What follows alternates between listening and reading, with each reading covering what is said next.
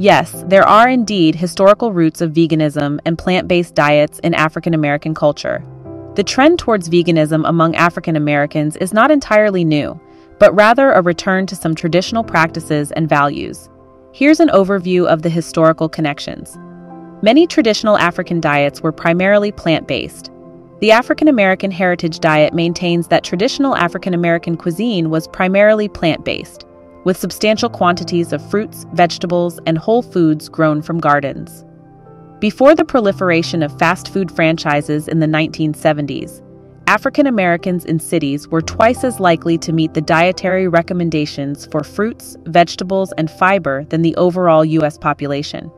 The dietary habits of African Americans were significantly impacted by slavery and its aftermath. During slavery, many enslaved people subsisted on plant-based diets out of necessity, often using parts of plants and animals that slave owners discarded.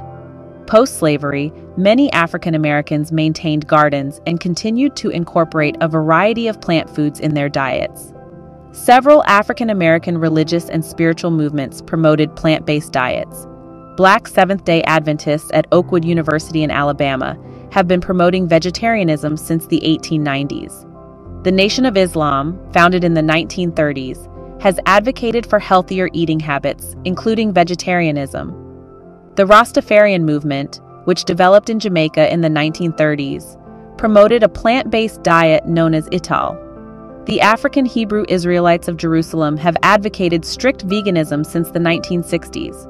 The connection between veganism and social justice became more pronounced during and after the civil rights movement.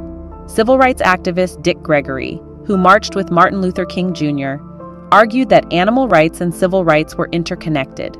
Gregory's mentor was the original queen mother of the Black vegan movement, Dr. Alvenia Fulton, who started the first vegetarian establishment on the south side of Chicago in the early 1950s.